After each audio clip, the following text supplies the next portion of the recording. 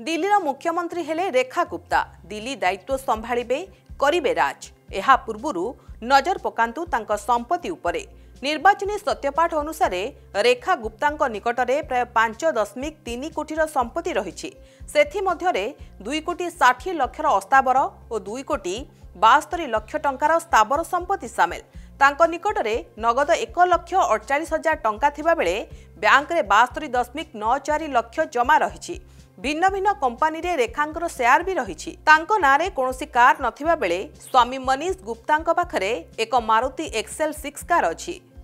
सेही कार दाम 4,33,000 टंका। एहा छड़ा रेखांक निकटरे 18 लक्ष टंकार 225 ग्राम गहना रही।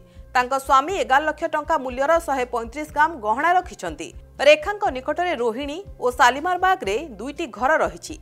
रोहिणी रे एक घर तांको स्वामी मालिकाना रे भी रही। सेहीपरि तांको उपरे 1.20 कोटीर ऋण मध्य रही।